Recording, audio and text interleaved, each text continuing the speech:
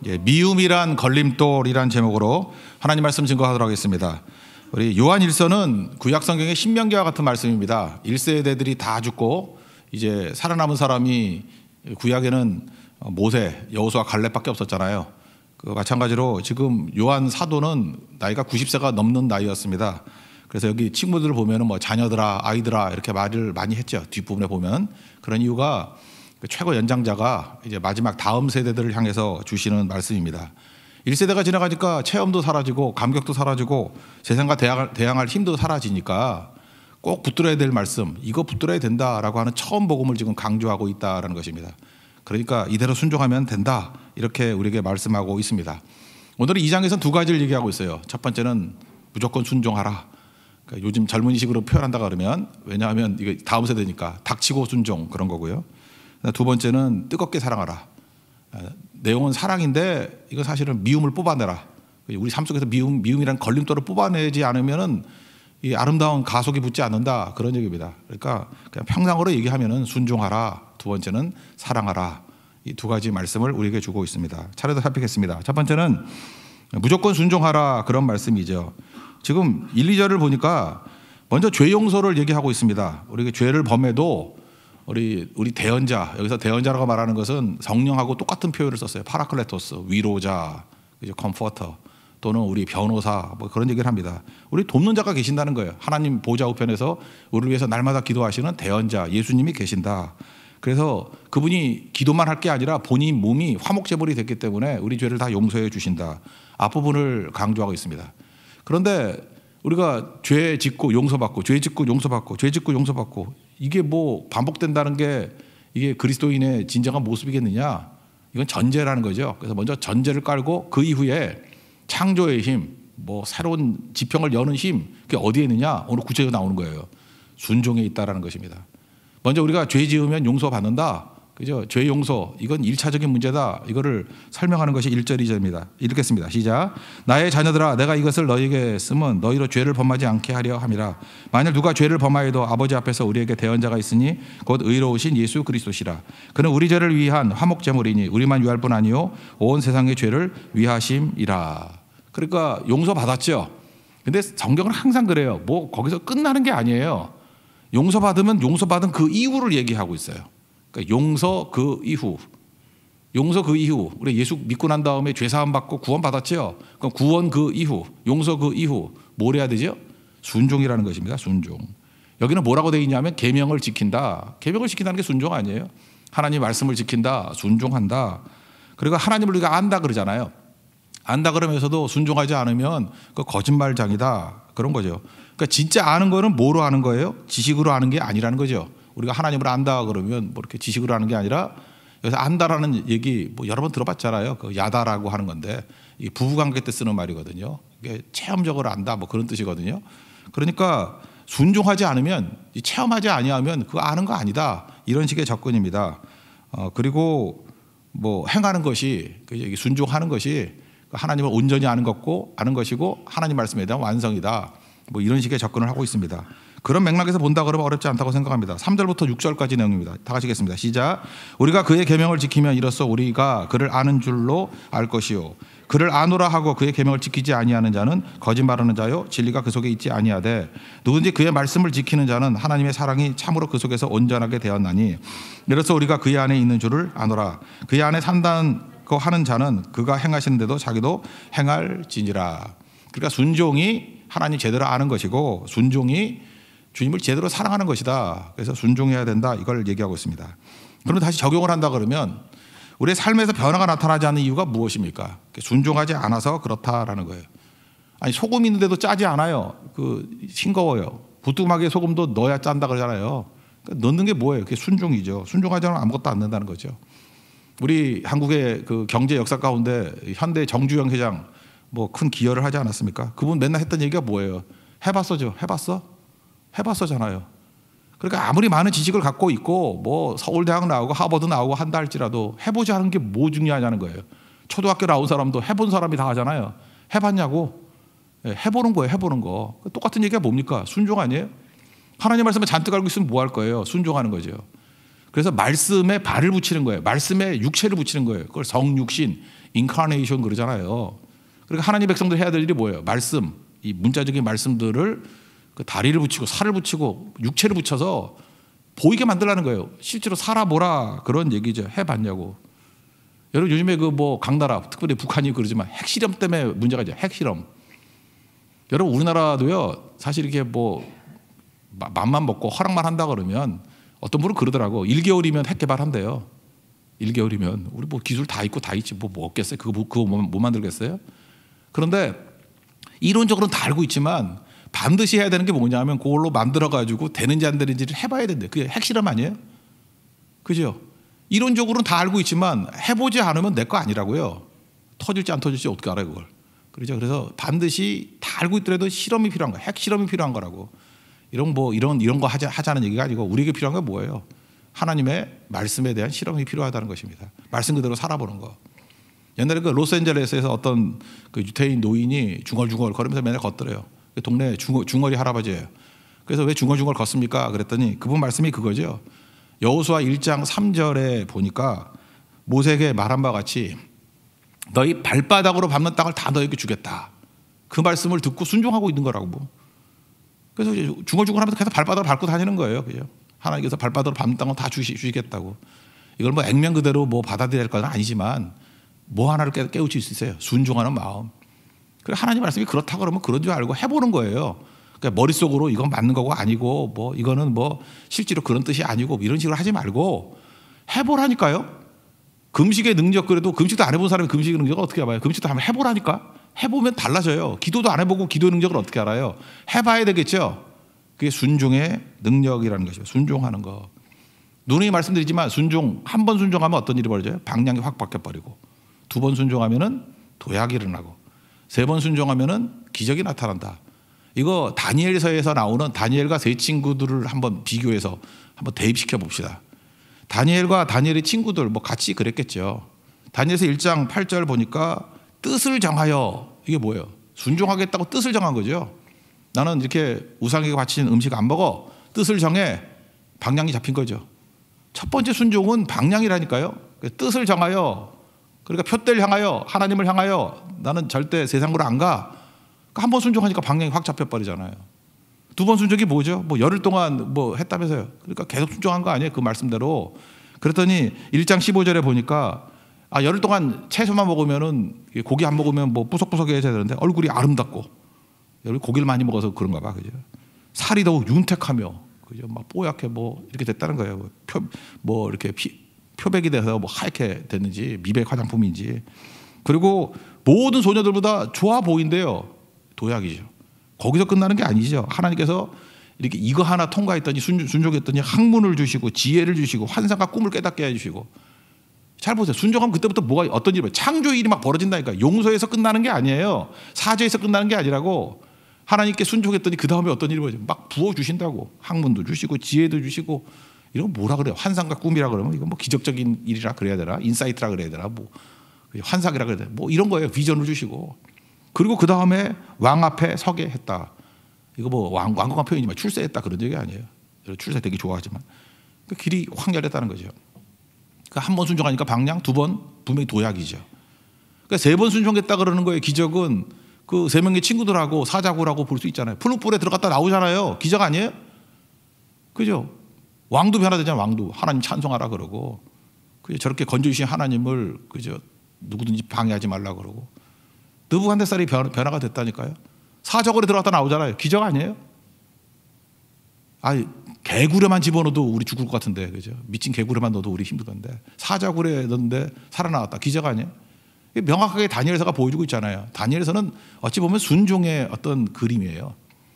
한 번 순종하면 방향이 바뀌고 2번 순종하면 도약이 일어나고 3번 순종하면 기적을 맛보게 될 것이다.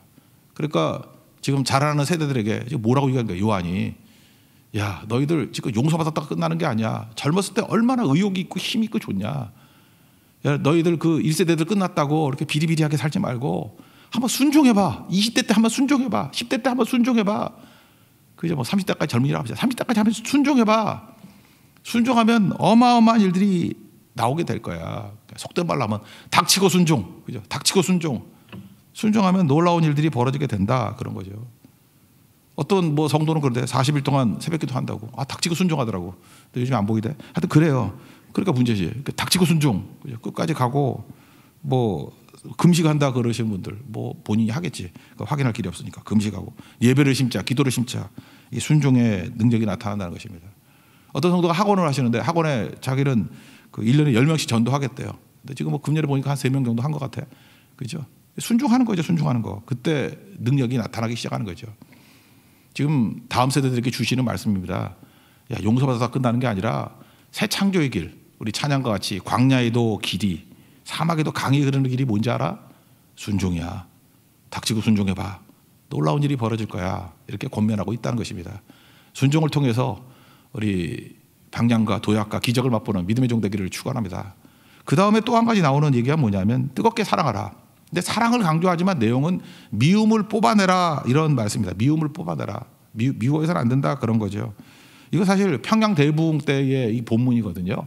이 본문인데 미워해서는 안 된다, 그런 얘기인데 평양 대부흥은 이렇게 일어났습니다. 1903년에 1907년이잖아요. 4년 전에 원산에서 기도회가 있었어요. 원산 기도회. 그때 하디라는 선교사가, 여러분 옛날에 우리나라 못 살았잖아요. 그러니까 뭐 서양 사람들 오면은 한국 사람들 좀 무시했겠죠. 그래서 되게 이렇게 무시하고 그랬대요. 자기가 그런 거예요. 한국 사람들 무시했다고. 그리고 자기 게을렀고 교만했고 이기심이 있었다고. 요한일서 설교했거든. 이거 설교하면서 하디 선교사가 자기가 회개합니다 그러고 눈물을 흘리는 거예요.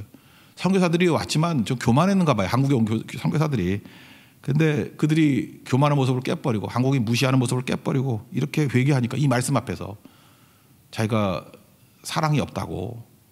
그랬더니 그때 큰 은혜를 받은 거예요. 그때는 뭐 책도 없고 막 이러니까 이 하디 선교사 설교하면 그거 100개다가 살 붙여가지고 한국 사람이 설교했다고. 4년 지나고 난 다음에 길선주 목사님께서 평양 장대은교회에서 부흥회를 하는데 그때의 본문이 요한일서 여기 7절부터 2장 7절부터 11절이에요. 이 말씀 그대로 뭐 사실은 하디 선교사 설교 뭐 거의 그대로였답니다. 예, 그거 그대로 하면서 내가 잘못했다고, 그죠? 잘못했다고, 하나님 앞에서 범죄했다고. 사실은 나도 선교사 되게 미워했다고, 그죠? 미워했고 특별히 그 방위량이라는 선교사가 아마 평양에 선교사였는가 봐. 그 영어로는 블레어인데 내가 방위량 선교사 무지 미워했다고. 그러니까 무슨 일이 되겠냐고. 그러면서 길선주 목사님이 떼굴떼굴 구르면서 회개를 했어요. 떼굴떼굴 구르면서. 그랬더니 온 교인들이 나도 이런 미움이 있고 나도 이렇게 살아가지 못했습니다라고 하면서 사실은 이 미워했던 죄들 여기서부터 시작된 거라고요.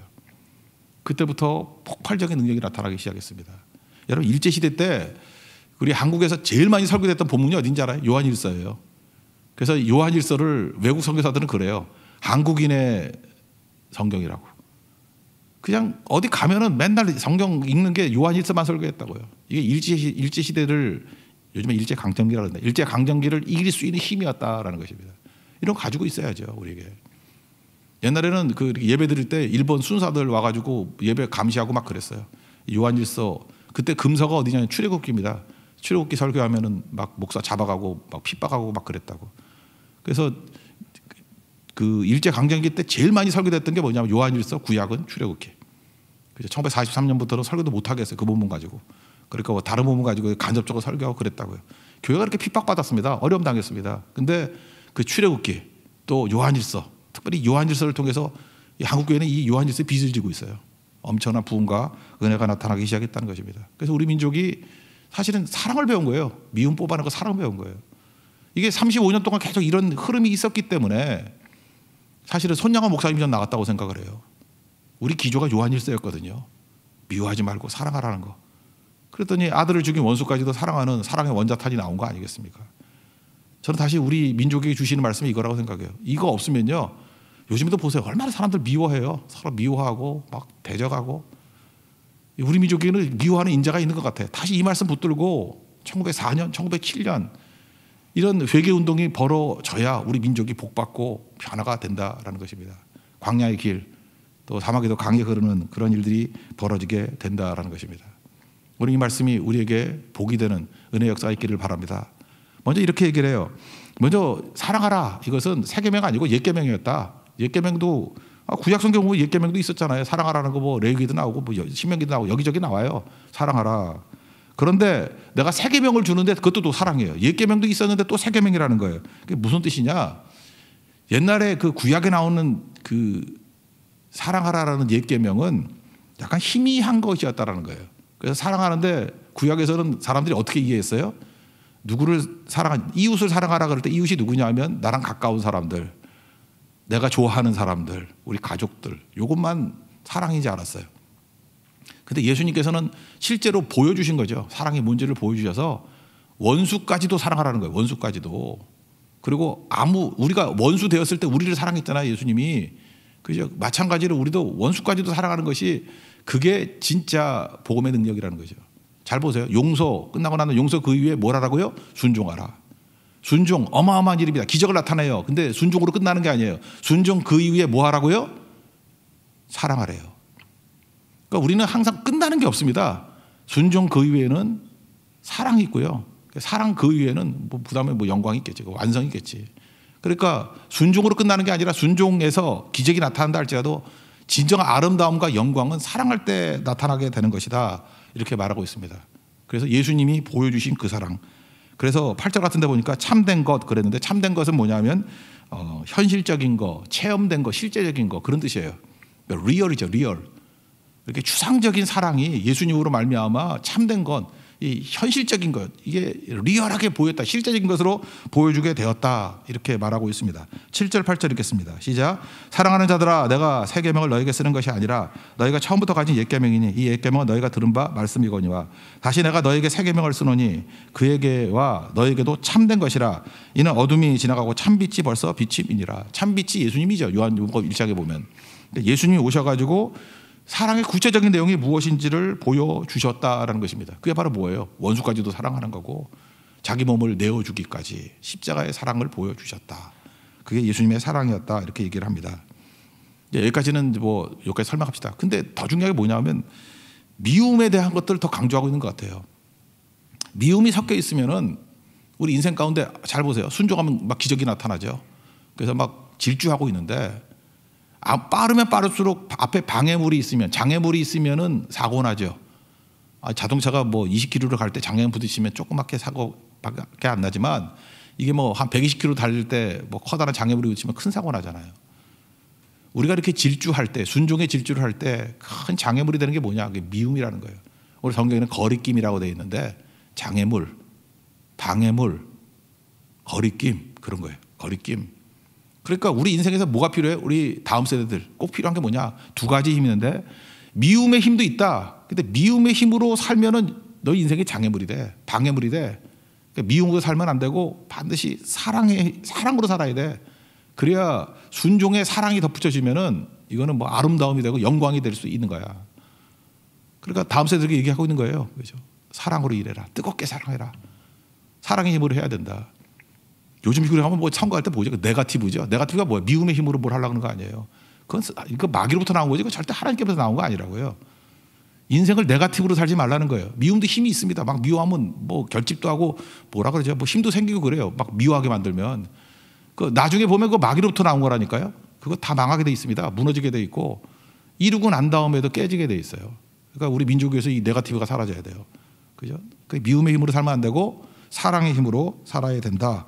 그런 얘기입니다. 9절부터 11절까지 한번 읽겠습니다. 시작. 빛 가운데 있다 하면서 그 형제를 미워하는 자는 지금까지 어둠에 있는 자요 그 형제를 사랑하는 자는 빛 가운데 거하여 자기 속에 거리낌이 없으나 그 형제를 미워하는 자는 어둠에 있고 또 어둠에 행하며 갈 곳을 알지 못하나니 이는 그 어둠이 그의 눈을 멀게 하였음이라. 그러니까 사랑의 힘으로 살아가야 된다.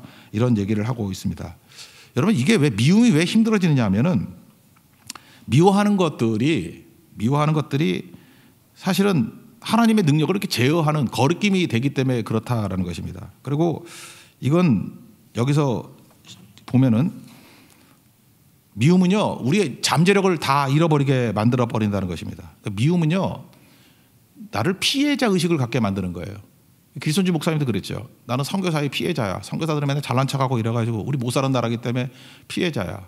그러니까 미움을 합리화시켰다고. 우리 죄를 항상 합리화시키는 게 있다 그랬잖아요.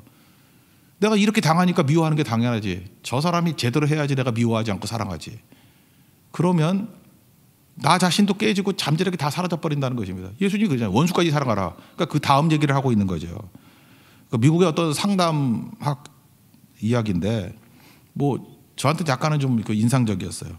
어떤 남자분이 예수를 믿고 난 다음에 이제 이렇게 뭐 죄를 토설하라 뭐 이런 거였죠. 그러니까 저는 이게 뭐 하나님께 죄를 토설해야지 사람한테 하는 거에 대해서는 저는 약간 좀 걱정이 되는데, 이 남자분이 이런 거예요. 자기는 13세 때부터 음란물을 봤다라는 거예요. 이렇게 음란물을 보고 중독이 됐다.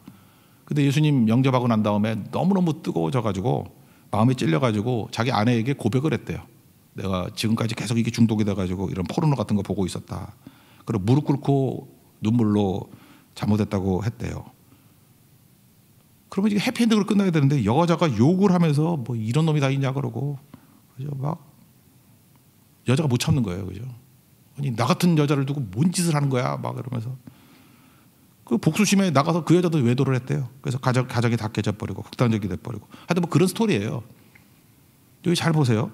다른 사람이 원인을 제공했습니다. 그게 남자예요. 다른 사람이 원인을 제공했다 할지라도 그게 온전히 그 사람만의 책임이에요. 하나님께 내게 반응도 요구하시잖아요. 반응. 그것을 내가 어떻게 반응하느냐 내 책임 아니에요. 근데 그걸 네가 그랬으니까, 네가 원인이니까 나는 피해자야, 내 멋대로 해도 돼. 그러면 그 여자가 문제가 하나도 없는 건가? 그렇지 않은 거죠. 그래서 그 내용이 그거예요. 이게 미움의 힘 가지고 일을 하다 보면은 상대도 파괴시키지만 본인도 파괴시키고 다 파괴시킨다. 그 책의 요지라는 것입니다.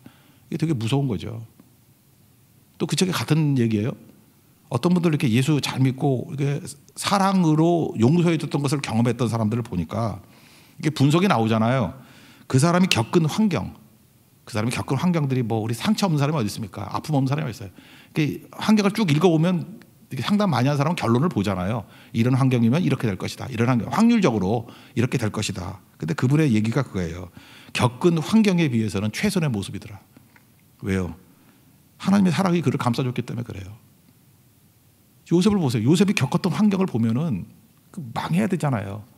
근데 그렇게 싱싱했던 이유가 뭘까요? 그 안에 하나님의 사랑이 있었기 때문에 그래요. 안 깨지잖아요. 그렇지 않아요? 안 깨지잖아요. 그 정도 깨져야 될 거 아니에요? 이게 뭐 완전히 거의 반 미치광이 돼야지요. 분노 터트려야 되죠. 근데 어쩜 이렇게 인격이 싱싱해요? 미움을 뽑아버리고 하나님의 사랑 안에 거하면 이런 일이 벌어지게 된다는 것입니다.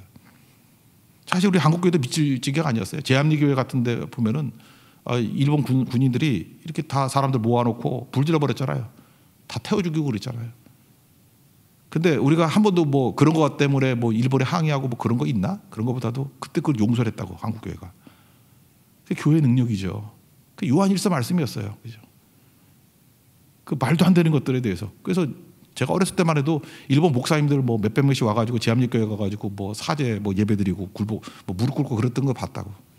그때 제가 딴 건 기억이 안 나는데 기사 본 얘기예요. 그 일본 목사님들이 그런 얘기했어요. 이런 악행에 대해서 용서한 한국교회의 위대성을 봤다고. 그게 위대함이고 영광이라고요. 그게 보복한다고 되는 게 아니고. 그게 한국교회였습니다. 그러니까 제가 볼 때 요한일서는요, 일제시대 내내 한국교회를 지배했던 어떤 원리였어요. 그게 교회를 강하게 만들고 이기게 만들고 승리하게 만들었던 원동력이 되었다라는 것입니다. 다시 한번 11절 한번 읽겠습니다. 11절 시작. 그의 형제를 미워하는 자는 어둠에 있고 또 어둠에 행하며 갈 곳을 알지 못하나니 이는 그 어둠이 그의 눈을 멀게 하였음이라. 그러니까 눈이 가려지면 왜곡이 되겠죠. 미워하면요 어떤 사실을 왜곡하게 돼 있어요. 그리고 눈이 가려지면 어떤 일이 벌어져요. 속단을 해요. 막 급하게 그 결정을 내려요.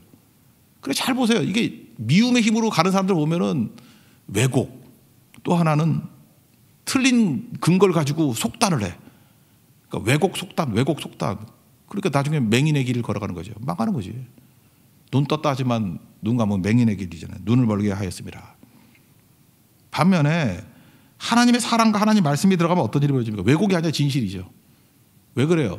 사랑은 뭐죠? 부분에 대해서 반응하는 게 아니라 전체에 대해서 반응하는 거. 뭐 이유가 있겠죠. 뭐 이런 거죠. 부분을 보고 막 속단하지 아니하고 전체를 더 보는 거예요. 그게 사랑이라고. 부분에 반응, 우리는 부분적으로 알고 부분적으로 예언한다 그러잖아요. 근데 사랑이면 온전히 알게 된다. 전체를 보게 된다. 요한 고린도전서 13장 얘기 아니에요? 그러니까 사랑은 전체를 보는 거라고. 그러니까 왜곡이 안 돼요. 그러니까 전체를 보려고 그러니까 어떤 일이 벌어져요? 기다림이죠. 속단하는 게 아니라 두고 봐야 된다고, 더 봐야 된다고. 그래서 기다림이 있다고요. 그래서 맹인같이 눈먼 자가 되는 것이 아니라 명확히 보고 귀를 여는 자가 될 수 있다라는 것입니다. 오늘 다시금 우리 젊은 세대들에게 주시는 말씀 꼭 잊지 마십시오. 90세 넘은 요한이 힘을 잃어가는 젊이들에게 야, 너 딴 거 하지 말고 용서받아서 끝나는 게 그리스도인이 아니야. 나 뭐 구원받아 천국 간다 그게 끝나는 게 아니고 정말 새 창조의 능력이 나타나기 위해서는 순종, 닥치고 순종해. 그러면 방향 바뀌고 도약이 일어나고 기적이 나타나게 될 거야. 순종해라. 또 하나는 사랑하라. 뜨겁게 사랑하는데 사실 사랑을 강조하는 것보다 더 필요한 건 뭐냐 하면 미움이 걸림돌이 되고 거리낌이 된다는 거예요. 여러분들 속에 있는 미움 지금 뽑아내십시오. 그거 아니면 그래서 여러분이 인생이 질 줄 못하는 거예요. 미움 때문에 무너지고 나도 무너지고 상대도 무너뜨리게 만들고 사실 그 사람이 독이 되는 거예요. 독소. 미움이라는 독소 빼지 않으면 절대 우리 인생 달려가지 못합니다. 하나님 앞에서 이 말씀 붙들고 미움이 아니라 사랑으로 하나님의 놀라운 일들을 이룰 수 있는 우리 한국의 초대교회 같은 부흥의 역사를 체험하는 믿음의 종 되기를 축원합니다. 자리에서 일어나겠습니다. 거친 길을 걸어갈 때도